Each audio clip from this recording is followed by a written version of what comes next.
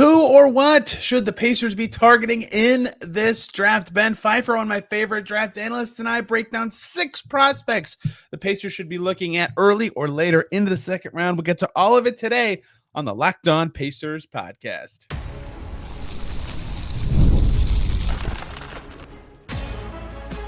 You are Locked On Pacers, your daily Indiana Pacers podcast, part of the Locked On Podcast Network, your team every day.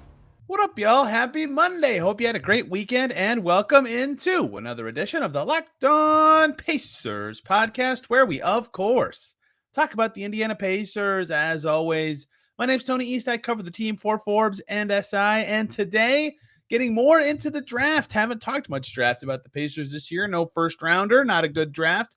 Less to talk about, but still some value to be had. Some fun, intriguing prospects at a wide variety of positions. Pacers have already worked out about 25 guys. Plenty more to come this week. Plenty more draft coverage to come the closer it comes to it. And it's time to dive in a little bit with Ben Pfeifer, one of my favorite people covering the draft. We talked about the Thompson twins on this show last year. This year, we get into some second rounders the Pacers could target at various positions. I got into 3. Ben got into 3. Ben does this year round. I dive in once the NBA is over, so I don't have as much depth of knowledge on these guys, but he is great for this, and we share a lot of opinions on these specific players. So 6 prospects for the Pacers to consider in this draft coming your way today on Locked On Pacers. Let's just get right to it. Well, boy, are we talking about a different level of player than we did last year. 3 years in the lottery, Pacers done with that. This year, no first rounder at all. They traded both of their first to the Raptors for Siakam. Their best pick is 36, a much different level of prospect and a much worse draft. And yet I'm calling on the same big guns to help me break down these players. Last year, we talked about the Thompson twins, and we look pretty good for being high on those guys right now. And this year, we're talking about much worse players, but we're going to give you 6 prospects that the Pacers should consider in the second round. Picks 36, 49, and 50 as of right now. Joining me to break down all things 2024 draft, writing for Sportskeeda and Heart of the Paint, and with his own YouTube page where you can watch a lot of these breakdowns, including ones that I have watched to get a feel for some of the people we'll talk about today, including the guy I'm going to go with first. It's Ben Pfeifer, who's been doing draft stuff with me on this show for years because he's the best. What's up, Ben? How are you? Tony, that was excellent. Thank you. I appreciate that. I'm good doing at sales pitching for draft people I like, because there are a lot of draft people I don't like. So I am very picky. I'm gonna say nothing about that today. But yeah, I'm always happy to be here. Like I said, we've literally been doing this. I think I've known you the longest out of basically any podcast person. I have known you for a very long time. 7 years, 8 years, a long time. When I was in, used to be the guy I would complain to, and people would be like, they'd be talking about that 11th or 12th pick, and they're like, I see shades of KG and Ben Wallace. I'm like, that's the best player. If that's really what you see in this guy, that's the best player. And they'd have him 12th. I'm like, what? Anyway, I don't have to complain about that this year because no one in the second round of the 2024 draft is getting any shades of KG or Ben Wallace. We're going to be talking 3 guys each that we like in the second round, including at least 2, given our pre-recording discussion, that have already worked out for the Indiana Pacers, one of whom very quickly rose to Tony Draft Crush status, and that is Weber State's Dylan Jones. I thought you were going to say Jack Golke. Jack Golke. Well, man, you have that game against Kentucky, you've earned some workouts. Oh, yeah, absolutely. He probably cooks in workouts, too. Just bombs away. Well, I feel he's perfectly engineered to just make future NBA players look stupid in pre-draft workouts. And then Tyson Walker for Michigan State was in that workout, and Oakland played Michigan State that season. And Walker was like, yeah, I did chase that dude around for a whole game. It kind of sucked. He's good. All right. Dylan Jones played 4 seasons at Weber State. The next name, I'm just joking, just because of the school. Dude can the pitch is that he's a wing who played 5 for them, basically. He was point big man, and he could really score. He's always been a good scorer and pretty efficiently. He's not the best shooter, and I don't really care because he can get to the rim like crazy with his drives. And what really evolved and made him pop to me this year is his passing looks so much better. He was throwing skips to the corners. He was finding teammates when he would occasionally run pick and rolls. He hits the glass like a madman on defense. The only downside I would say with his heavy ball handling is he turns it over a bit, but this dude is really good and kind of can do a little bit of everything. 30 assists straight, 29 usage, almost 60% true shooting this past season. A lot to like, has already been in the building for the Pacers. I believe he said to Mike Scotto on Hoops Hype that his range is 20 to 40 which is in fact, That would Pacers with 36. So my I'm a Dylan Jones fan. my dream. That would be such a dream come true. Oh my god. You love him too. You made a video about him. I did make a video about Dylan Jones. Yeah, he's one of my favorite prospects, and he passes an important heuristic, which is actually two. It's like the weird body type, obviously, which is like what is he like 6'4" with like a 6'11" wingspan. Like he's good THT body. Like that's his, but also because he dominated like the combine scrimmages like both years in different ways. That was like the first time I was really keen on him. Last year's G League like invite scrimmage, like the combine before the combine, and he just was bullying people. He's such a unique player. Like you said, was the primary initiator, high usage guy for his team, but played the 5 basically on defense, and he was incredibly effective. Jones scored efficiently all over the floor with his awesome like touch and strength creation and incredible like mid-range scoring as well. He's such a talented shot creator with his handle. He genuinely has an incredible handle, like using it to get in and out of breaks and to move people off the ball and just to like wedge out space for all of his shots. It's very impressive to see the kind of things he does as a creator. And like you said, he is one of the best passers in the class. He's one of the best decision makers in terms of like where to place the ball and skipping to the weak side. He's so awesome. And then on defense, I think like it's weird, right? Because it's hard to project that role forward, but he has good feel. He's very smart. He's very well positioned. And Dylan also, I think in the combine scrimmages has done like more point of attack defense, and it's been good. That's a small data point, but it's a data point. But yeah, I love Dylan. I have him stupidly high. I would take him in the top 20. Woo. Woo. Yeah. I had some hot takes last year. I had Gigi Jackson and Colby Jones in my lottery last year, so I appreciate a good hot take. The Gigi take is going to age really well. I feel good about that one. I also like good about Colby Jones, but I feel good about the Gigi take. He was interesting, and I thought Colby Jones was pretty interesting at times this year, honestly. Someone traded up for him. Someone thought he was good. Not as good as I did, but someone thought he was good. Yeah, the pitch for Dylan Jones is the offensive guy who can do a little bit of everything, right? And that is, of course, very valuable at any position. But in the NBA, do you think he can be wing-sized enough, right? Like to me, he's Aaron Nesmith size, and Aaron Nesmith has trouble where, like, I mean, look, no one can guard these players, but like bigger wings, he can't always handle. And Jones might be a little taller, but not really. No, I think Jones is probably more of like a guard, true small forward defender, but like probably more guarding down because he is pretty quick laterally, and with his crazy like wingspan and like strength, he can just like bump people off of their spots so easily, and he's good on the ball because of that, I think. Maybe because of his wingspan, but probably not just because Dylan Jones is a non-rim protector. It's genuinely kind of weird. Like he has like 15, 20 blocks in his entire career as like a 4-year. Whoa. You're really overselling it. He has 8. 8? 8. Okay. 8 blocks. So it's weird because like he's not a great vertical athlete, but like, he can jump and he's well positioned and he's got long arms. So I'm like, and like, I feel like I've seen him go for rotations in games. I'm like, how does he not have more blocks? I feel like that's weird. But yeah, point being that I'm just rambling. He's probably best as a wing or as like a 2-guard defender. All right, give me a player. I'm going to say one more thing on Dylan Jones. So yes, love it. Dylan Jones is the only player in the history of So since 2008, Dylan Jones is the only player in college basketball who has seasons of 30 plus 30 usage plus 30 assist rate and plus 30 defensive rebounding rate. Like he is a statistical anomaly. Get ball and go, baby. He's a statistical anomaly in every sense of the word. Like literally nobody has done the 30 usage, offensive, defensive rebounding, assist rate. You have to drop it to like 25 to even drop them all to get like, I think the only guys at 25 defensive rebound rate, assist rate, and usage rate are Ben Simmons and Daniel Hamilton. Those are the only other guys. Legends. Also Trevion Williams, by the way. Hey, which is just great. Hit some indie people. There you go. And then, yeah, I love Dylan. He's a statistic. He's an anomaly. I think those are the guys you want to draft, like the ones who are just weird and good at everything. Okay. I'm doing a player. Yes. Anybody? So, as we talked a little bit about before, Tony picked all of like the rangy wings, which is what the Pacers need. So I'm gonna do like guards and other positions that probably won't play this year, unless of like injuries or whatever, but I think are still really good players. And I'll start with a guy that we both like, which is AJ Mitchell. He's a 6'5" guard out of UC Santa Barbara, and the basic pitch for him is that he gets into the paint on every single play. He's smart and he can defend.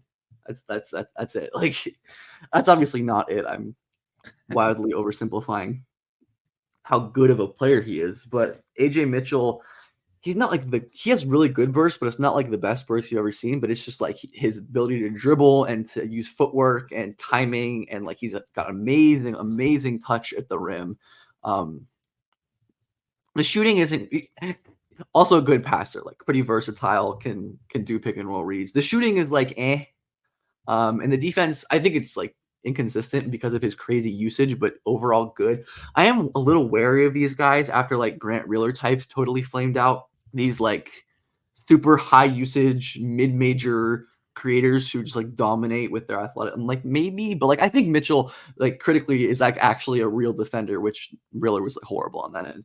I don't know if you remember Riller, but he was. Oh yeah, he was nuts. Charlotte draft. Philly draft pick, and then ended up in Charlotte, and everybody loved him. Or did I get that backwards? Everyone always loves him, but yeah, I think AJ can be like that kind of vibe, but good. Yeah, he gets to the line a lot, which I am infatuated by, and I think that goes back to what you said, where he can really get into the paint like every time he has the ball. He's just like shifty. I hate that word because it means something different for everybody you kind of apply to. But I mean, he's hard to he's just hard to contain. It's hard to figure out where he's going, and even if you do, it's hard to stop it. I think he has that kind of like sixth sense for just like which driving move to pick, which footwork to use, how to best exploit the defense. Like you kind of just like have it or you don't. And I think AJ very much had that. I mean, then again, I thought Riller had that too, but like that was a whole different thing. 47.3% free throw rate this last year, 12 free throw attempts per 100. Very good, and he makes them, which at least gives you some faith that the three-point shooting jump he had his last season in college is real. I think he's probably going to end up being a good enough shooter. Good enough shooter. Just because, like, I mean, he's been an amazing free throw shooter pretty much his whole career. He's an amazing, like, long mid-range pull-up shooter, which translates a lot. Yeah. And the volume, like I said, this year did increase to still not great, like low 3-point attempt rate, 21.6, low volume 5.3, but still workable. And with that kind of driving skill, you don't need an incredible shot. Like you just need one to be good enough. And like that guy plus like a smart team defender who's well positioned, not the craziest athlete, but just has size and is smart. Like he seems like a really good bet in this range of the draft that is getting kind of undervalued. I agree. I forgot. He has also worked out for the Pacers. We got to talk to him. That's awesome. Very worldly. I didn't realize he was born in Belgium. Like I didn't know any of that. Yeah, his dad was a pro before, and he's a guy who's in. This doesn't really make sense, but there's players like this every year, and this happened last year, so I can talk about it. He's a guy that's good, but like clearly has stuff to work on. And if those guys get picked by like Miami, San Antonio, where I'm like, oh, they're gonna be great. And last year, Hawkins was one of those guys for me, and then he got like, he's gonna be great. And lo and behold, he's awesome. If AJ Mitchell goes to the Heat, I will immediately think he's going to be a good player. Dude, that's going to be absurd. There's a lot of those guys this year. Yeah, I mean, he's just one of these players that is just so damn good at basketball, even if it doesn't always work. Honestly, like kind of like Dylan, but just like more pure guard versus a guy who is maybe more positionally versatile. I think AJ is just a guard. Like he's not like a wing or anything. But yeah, he was phenomenal this year, and he's been phenomenal, and just like a guy with his level of driving and passing, just a pure bet on advantage creation, which I always love. Hey guys, short little break here so we can talk about LinkedIn Jobs. When you're hiring for your small business, you want to find quality professionals that are right for the role, and that is why you have to check out LinkedIn Jobs. LinkedIn Jobs has the tools to help find the right professionals for your team faster and for free. LinkedIn is not just another job board. It's a vast network of more than 1 billion professionals, which makes it the best place to hire. Gives you access to professionals you can't find anywhere else, and LinkedIn does all that while making the process easy and intuitive.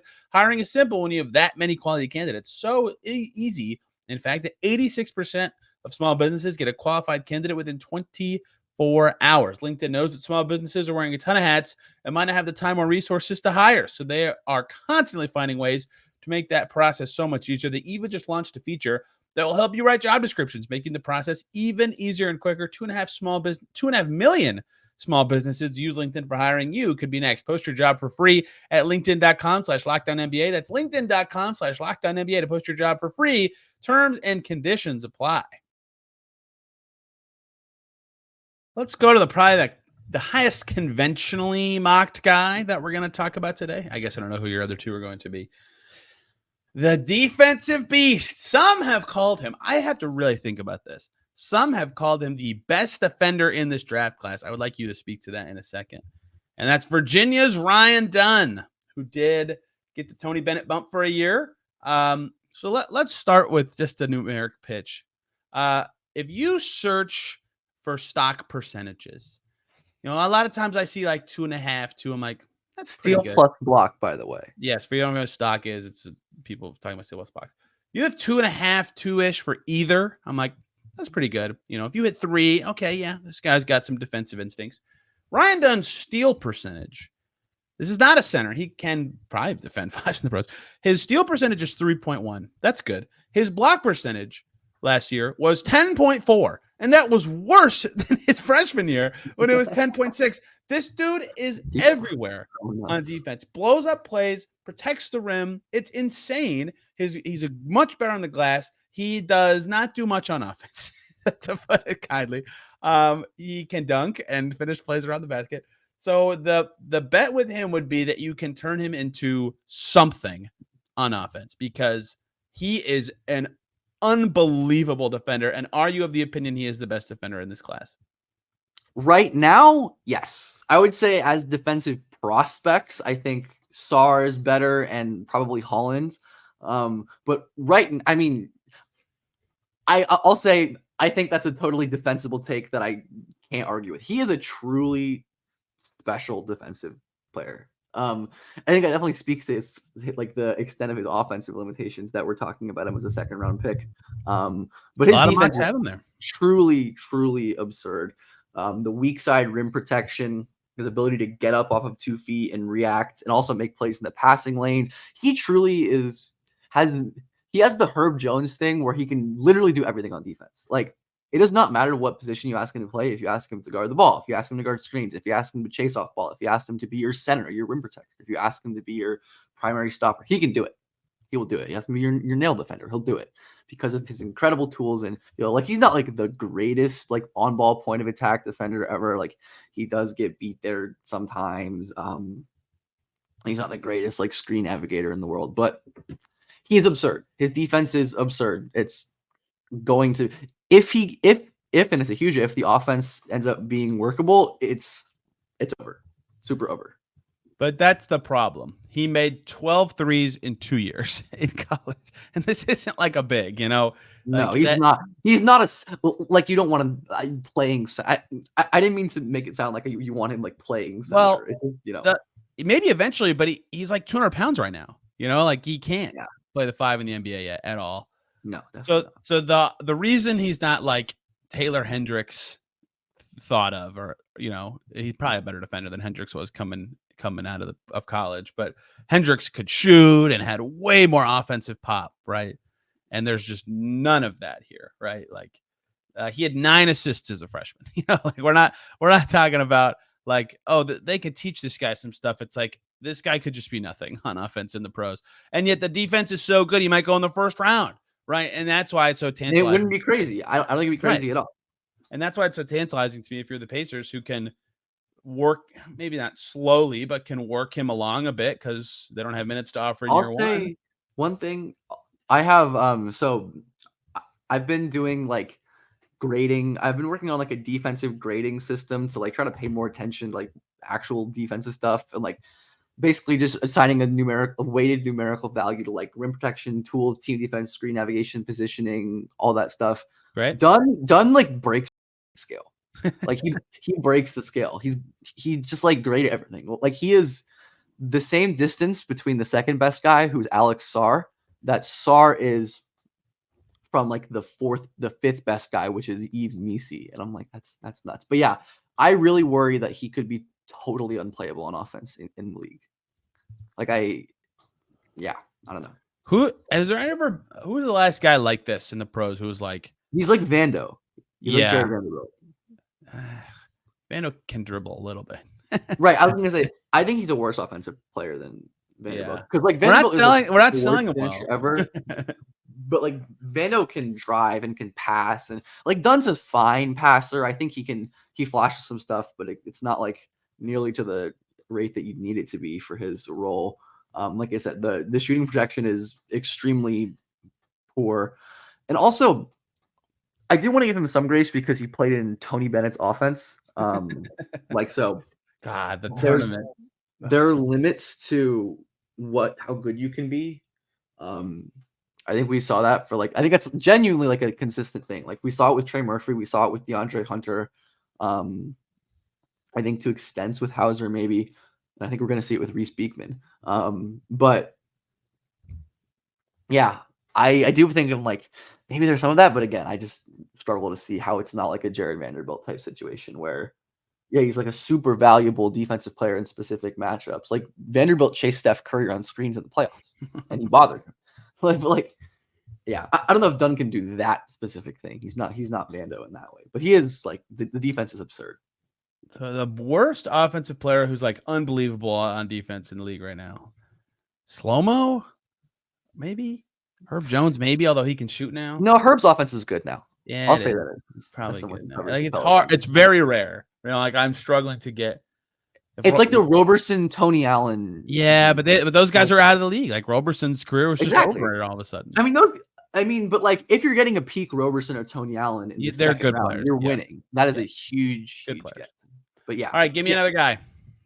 All right. I don't want to do another guard. All of my favorites are guards. That's okay. It doesn't matter. Position be danged. You know who my last guy is. Just don't pick him. Anybody else? I'm gonna pick KJ Simpson, another point guard out of Colorado. He is insanely good. Like I feel like people kind of don't realize how good he is. As we were talking about this kind of before, Simpson really is one of those guys who like you're watching Colorado for Cody Williams and Tristan Da Silva, who are not going to be hand up. I did that. yeah, exactly. who are not in the. Me too, absolutely. He was not like a guy that we were looking at, but he ends up like who is this guy? Like who is this guy popping every single play? And he really, I think, has the best bet to become this like second round point guard who turns into like a legit stud, like not to the level of Brunson. I'm thinking more of like a Brogdon type. Could be like an impact level that he could hit, like a really good tertiary offensive guard. I don't think he's as good as Brogdon, but Simpson is an incredible driver. His burst is awesome. He's a crazy good leaper. He's a great finisher. His touch is amazing. He can really pass out of the pick and roll. He's improved every year as a shooter and was an awesome pull-up shooter this year. Basically just does everything you want your third backup guard to do. Can play off the ball, can play on the ball. Like I said, I think his shot making growth being steady year to year is really encouraging. He's consistently gotten better as a shooter and a shot maker. And he's a pretty solid defender as well. Gets steals, is generally well positioned, pretty solid on-ball defender. He passes your free throw rate check. He draws a bunch of fouls. He's strong as hell. He's just like a really good player that, like we said, does not have a path to playing time currently. He just doesn't on this Pacers team. But let's say, McConnell declines, someone gets injured or, declines in general, then he's someone who I think can like legit play right now in the NBA, but also has the ceiling to be like really good. But also maybe like I acknowledge the downside with him because it's just so hard with small point guards. Like you could be like someone like Malachi Flynn, who I just like, who was an incredible player in college. And just like 50-point game, Malachi. Like I was gonna say, 50-point Malachi Flynn, but I had Malachi like top 20 in that draft, which was aggressive. But yeah, so, I love KJ. again, I watched Colorado for not KJ, so I know something. One thing that you didn't say that is fascinating to me, and I don't know how much this will matter in the NBA. Pretty dang good rebounder for a guy barely taller than me. Oh Like yeah, he is. he goes and gets the ball, which is impressive. So the wonder is going to be for everybody, how real is this year of shooting? Because it clearly looks good. Like the free throw percentage suggested his whole career that he was a better shooter than he was. But 2 years under 28% to all of a sudden, oh my gosh, he hit 43. Like, if what is this? Is he a good shooter? Is he a great shooter? Is he not a good shooter at a hot year? Yeah. Who knows? Because there is a lot to like, but if he can't really shoot it, you're kind of just looking at like a nose for the ball, reboundy passer type. And if he can shoot, then I agree with you that this guy could contribute sooner rather than later. Yeah. I mean, if you average out his career, it's 35% about on 8 attempts per 100. Like that's right. Pretty damn that feels closer to what it actually is. And that's pretty good. Like I think if he's at that level, like 35% on like pretty good volume and probably with off the dribble stuff, like you take that, and he's probably an awesome player. But I do think that, like you said, the shooting indicators for him to be legit have always been there. He's an amazing free throw shooter. Yeah. His touch is amazing. Always been a really prolific, like long mid-range jump shot scorer. Like we talked about that, like long mid-range scoring stuff.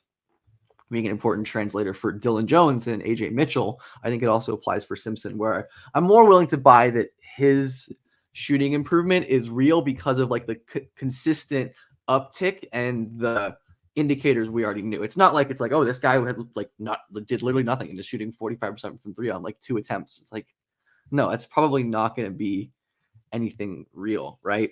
But overall, I do buy the shooting. I mean, I think KJ is like a top 25 pick in this draft. Wow. But I'm very intrigued by guards a lot who play with good players too. And like he has 2 NBA teammates. Like you have to know how to do stuff to make that team good. And that Colorado wasn't awesome, but like that matters. Like, I think one more thing, like the shooting leap that Devin Carter took this year was crazy. Huge. Yeah.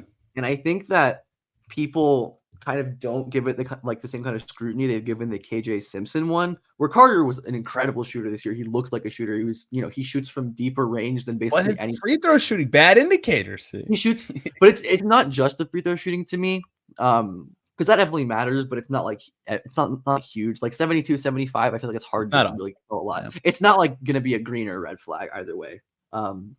But like never really shoots long or mid-range twos and doesn't have the greatest touch in that area. And then like just a huge spike, 1 year spike in percentage and volume, which I think the volume spike has me pretty encouraged for like Carter. I'm not trying to be like anti-Carter, but I think Simpson is like a better example of this because of his steady improvement as a shooter. And I totally buy that. One more break here, guys. We can talk about Prize Picks, America's #1 fantasy sports app with over 5 million members. You just pick more than or less than on 2 or more player stat projections, and on Prize Picks you can turn $10 into $1,000 in a single game watching your favorite sports this summer. Make a lineup in as little as 60 seconds and then just pick those stat projections. You're locked in. They have promos every week, Tuesdays and Fridays. It's America's #1 daily fantasy sports app for a reason. With so many active members, over 5 million, you can get in on the action yourself. The finals are rolling in the NHL and the NBA, and that is a good time to dive in and give it a shot. Plus, when that's all over, the WNBA is still going. Caitlin Clark, Asia Wilson, Brianna Stewart, you can up to 100 times your money watching them ball out. For example, Caitlin Clark, more or less than 3.5 3-pointers made, or Brianna Stewart for more or less than 23 points. That is the gist of Prize Picks with 2 to 6 players. Download that app today. Use the code LOCKDOWNNBA for a first deposit match up to $100 on Prize Picks. Again, that's the Prize Picks app with the code LOCKDOWNNBA for a first deposit match up to $100 at Prize Picks. Pick more, pick less. It's that easy. All right, my last player. There's a chance no one listening has ever heard of this guy. Has not worked out for the Pacers. Is not on very many conventional mock drafts. He should be. Isaiah Crawford, baby. Louisiana Tech's finest star.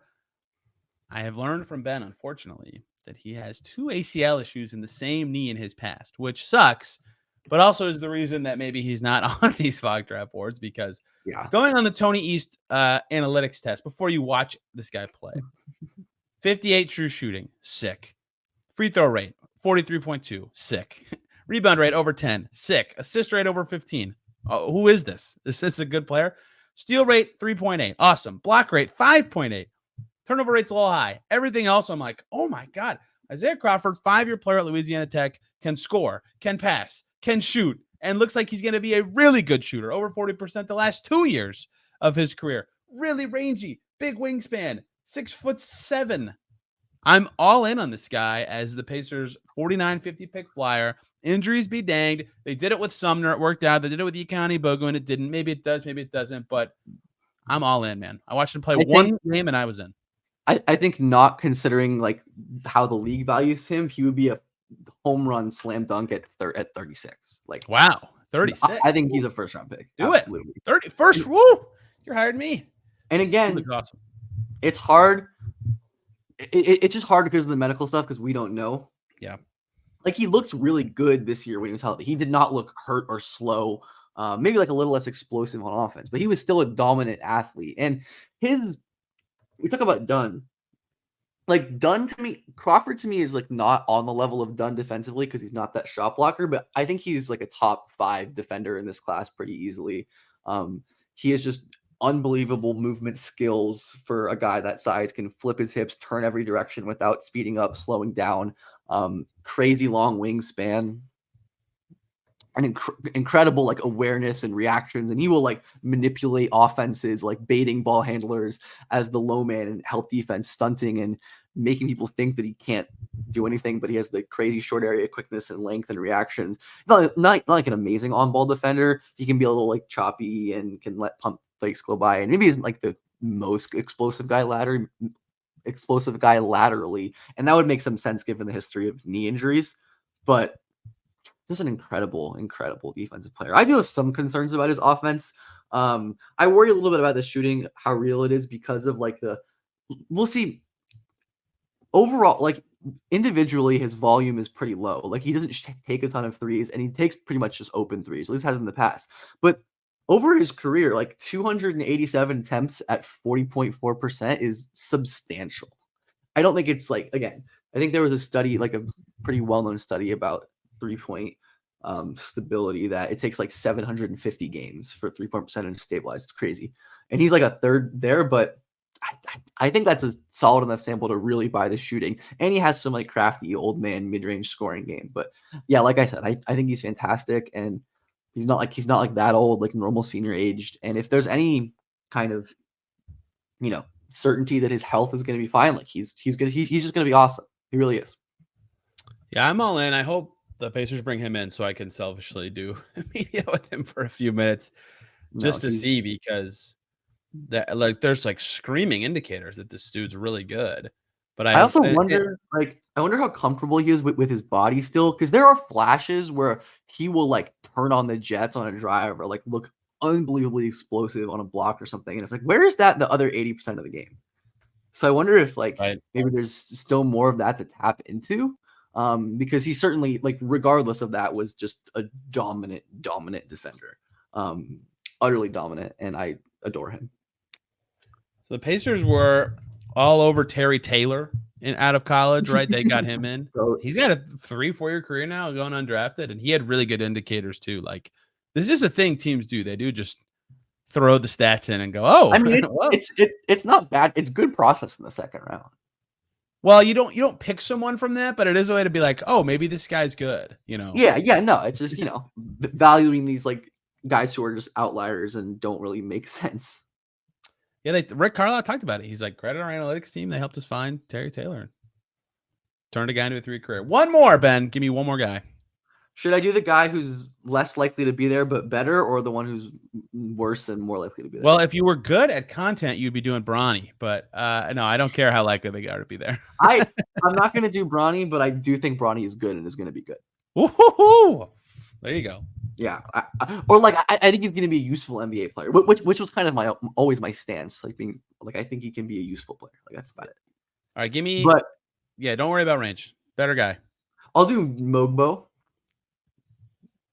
So this is Jonathan Mogbo out of San Francisco. He's like a 6'7" center with one of the craziest standing reaches, I think. Yeah, Mogbo is a 6'6.5" in shoes, 9 foot standing, 9 foot standing reach, What? 7'2" wingspan, 220. Like Fast. he has the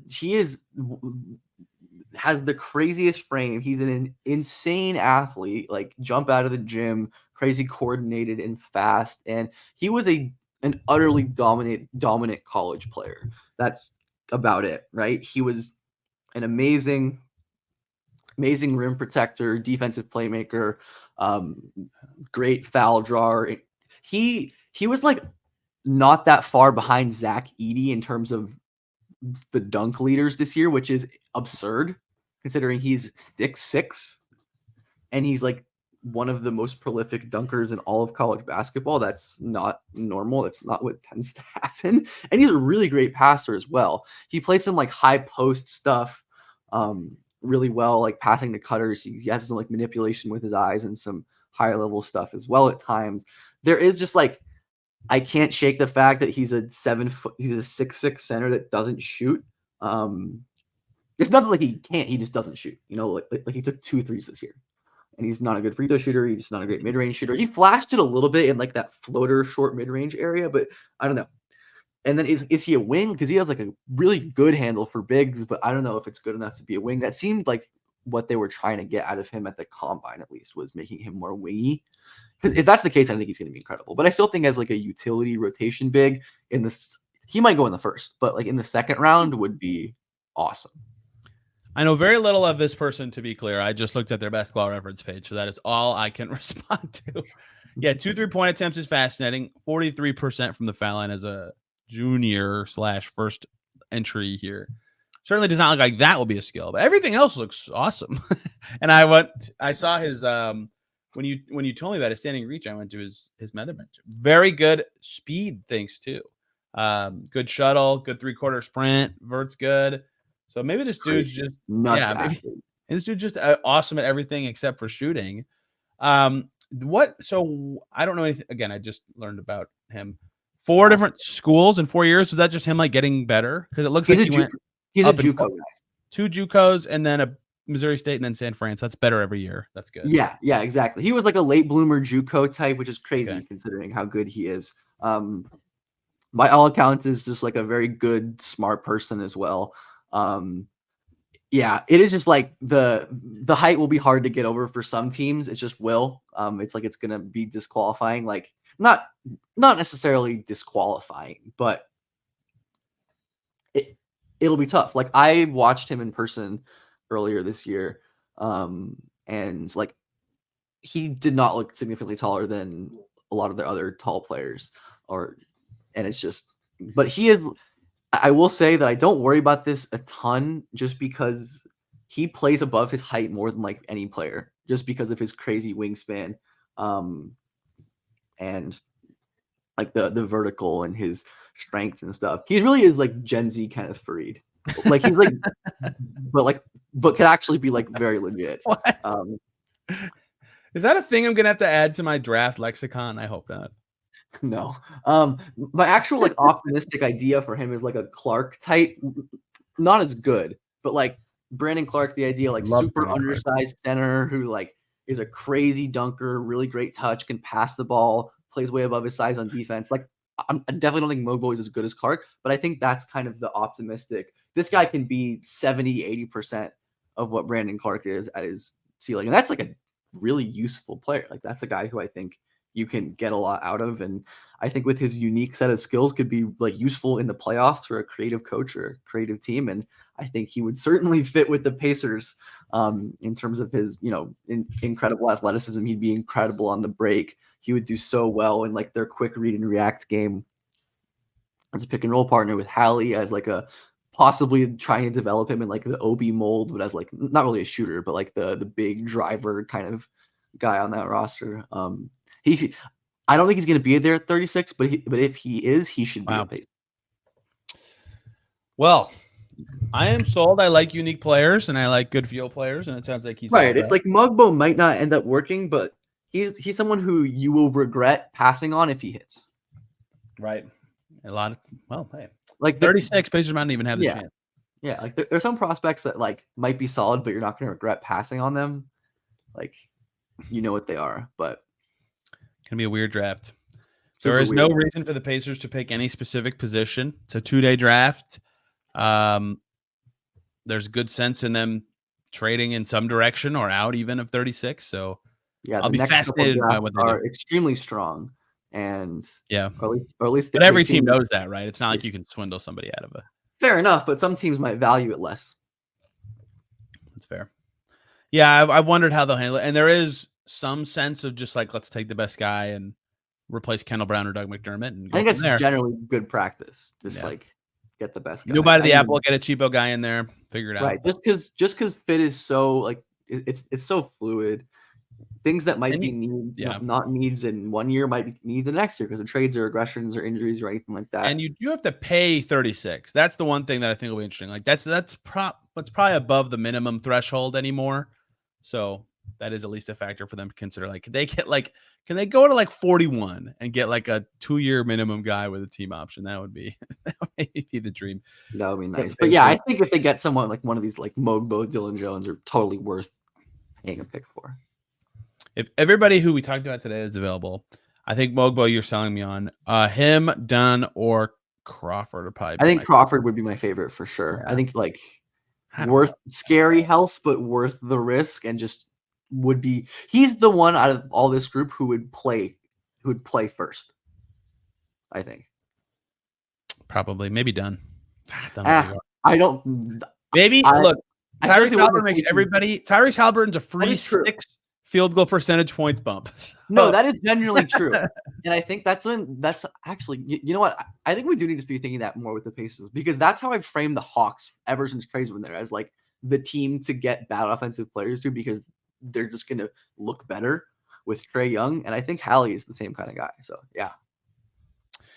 Ben has a YouTube channel. Just called his name, Ben Pfeifer, Pfeifer, and there's an 8192 at the end of that @ sign. If you would like to see breakdowns of any of these players, as well as historic prospects, these are the ones I like. Your last one was Porzingis, right? Of like the going back, I think. Those are so fun. I love those. I love to like weave them into my like I don't know if you've watched the Where video. But no, it's your most recent one. But yeah. But I talked about Bamba in that one.